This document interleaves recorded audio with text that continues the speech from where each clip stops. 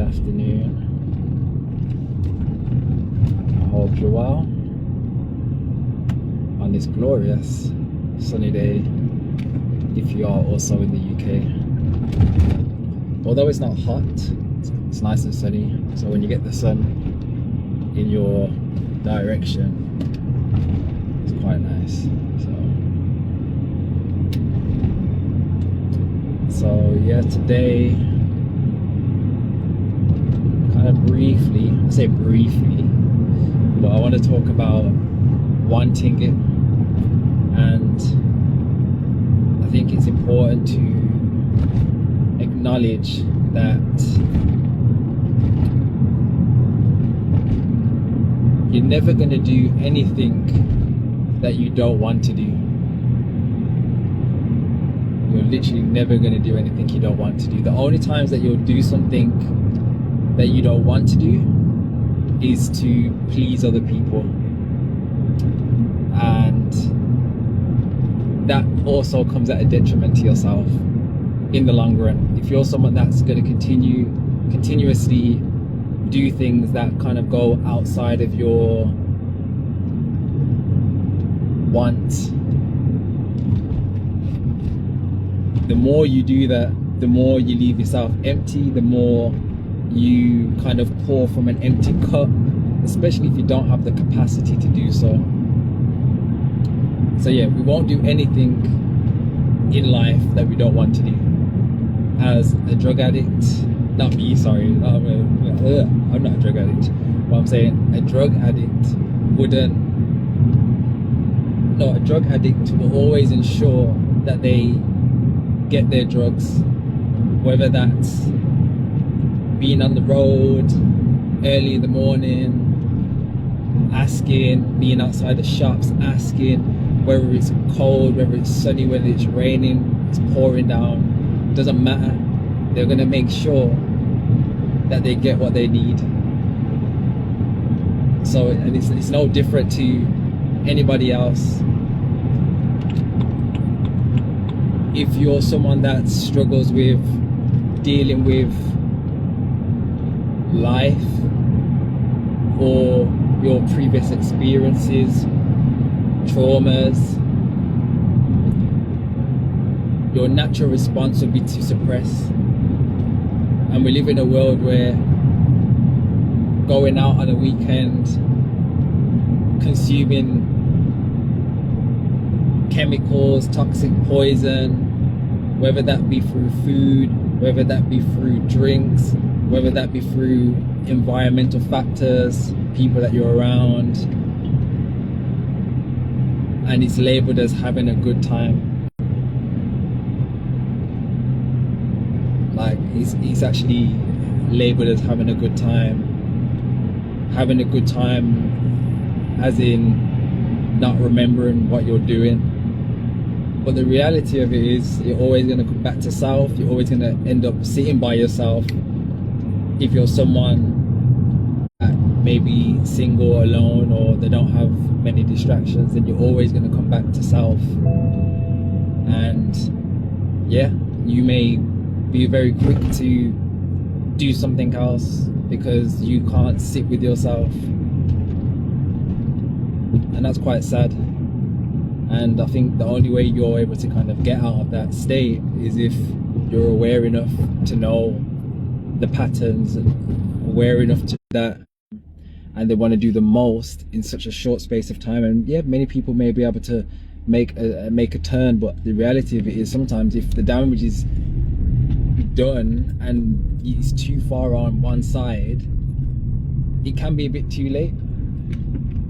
You know, and I would say that there's a lot of people that might not be aware of the damaging lifestyles that they're living because they're around the people that they're around, because they may be doing all these different things, and the people that are in their circle have not been diagnosed with certain things.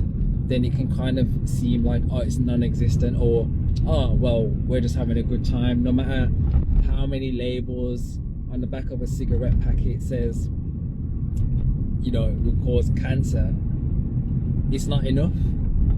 they have to have a direct experience, or have a direct experience of either themselves or people that they're around to have some sort of a diagnosis. And even then, sometimes it's probably not even enough for change to happen. But yeah, that is what it is. But yeah, in order for change to happen, you're gonna have to change. A lot of people may say time is a healer. You might have lost somebody, and people think, or people use the phrase, but you know, time is a healer. But nothing happens if you don't put effort in. Like, it doesn't happen like that. You can't expect change to just happen, or time to just heal yourself. Yes, there's a time and a place where in time things will happen. It's like if you have an extremely bad immune system and you're not resting when you're not feeling well, then you're just gonna get worse. And that's the reality of it. You're just gonna get worse. But if you're also dealing with certain things, like, you know, I've come across many people that have experienced death, and even till this day, every year, or you know, whenever they post something, it's like, I can't believe you're gone. There's not a day that I don't think about you. Life's not been the same. I can't move on. And that's sad to think that you can't move on when that's just a part of life. Life isn't, it depends on your outview of life. Do you feel like once death occurs, that's death, and that's it, that's done?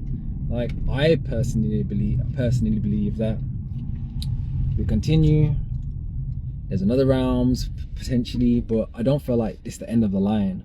And even then, even the people that have passed away in my own life, I'm not thinking about them every day, which might sound sad to some people, but I'm not thinking about them every day.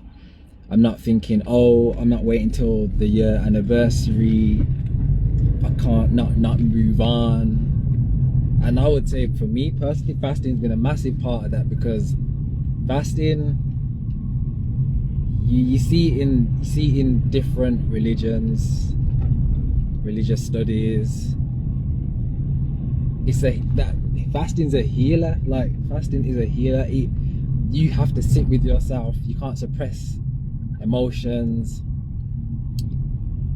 but you can't expect change with no change. You know, we've got to get off the sitting on the back of our traumas and allowing them to define who you are, when that was just a part of you at a particular point of time. Like, you're not your trauma, but how do you move past your trauma? How do you use that as just an experience that you've had in life and able to help other people along on their journey? You know, if you're someone that's dealt with loss, how did you get past that loss? How can you inspire? How can you help other people get past loss? But the reality of it is, you don't just sit down, curl up in a ball, suppress, and expect yourself to live like a happy life because you're suppressing something. You can't let in if you can't let go. Like, you can't let in if you can't let go. Like, you have to let go. Come to terms with it.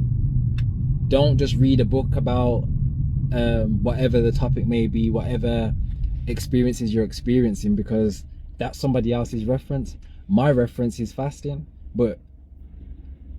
and that's the level I'm going to be speaking from, because I have a real deep understanding of fasting, and that's helped me so much in my life. But if you have no interest in fasting, so to you, that's just going to be an idea of something that you might decide you want to try. But there's so many different things that you could try. Ultimately, yes, this is our vessel. Just like you put in certain things in your car, petrol, you're not going to put diesel in a petrol car. So I don't understand why it's so hard to understand that by putting crap in, you're expecting to get abundance out. You can't put death in and get life out. I think because we're still navigating, walking around, looking around, thinking we're having fun, able to do this, able to do that, can make as much money as you want. At the end of the day, if you ain't got your health, you ain't got nothing. Say goodbye, kiss goodbye to all the things that you want or have, you know.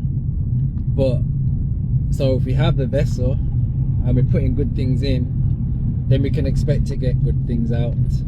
And I can say from my own experience, that's what it's been.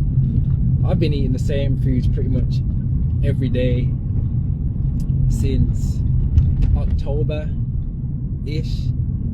and I feel like things are just getting better and better and better and better and better and better. I can come on, post every day what I'm doing.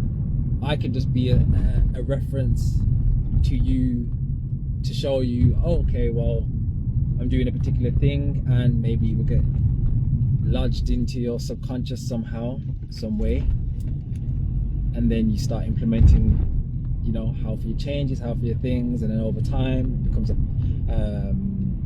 routine. But it's always going to come down to you're never going to do anything that you don't want to do. Now, I wanted to cleanse when I was cleansing initially. I wanted to try it out. I put effort into getting my produce. I ensured that I ensured that I made it work. Like, we can all have an excuse. That's just the easy way out. We can all have an excuse to say we behave a particular way because of our experiences, and that's okay. But are you willing to change? Are you willing to make those changes? Or are you wanting to just to stay the same, be stuck in that cycle? What experiences are you having that you're maybe pushing away? What people do you have in your life that you may be pushing away? Like, what do you want to do? But ultimately,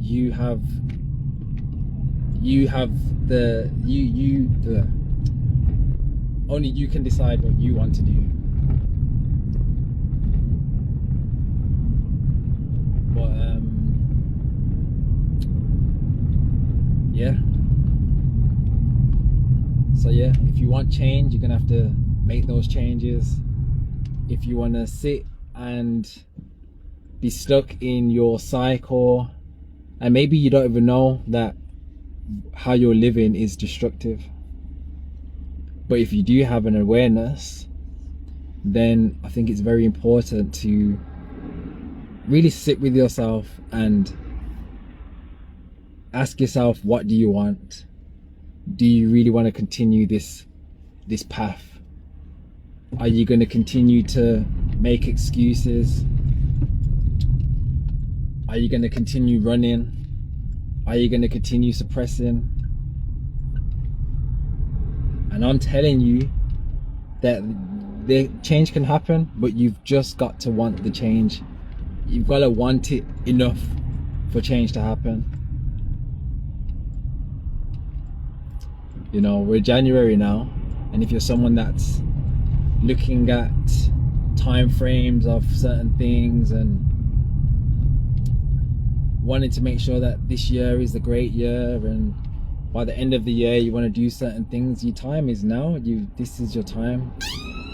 This is your time to make the change. This is the time to sit with yourself. This is the time to really go in. We're in winter. This is going in time. Like, you know, all the trees, they're shedding. This is your shedding time. Use this time. What seeds do you want to be planting for the spring and the summer? What do you want to see come to fruition?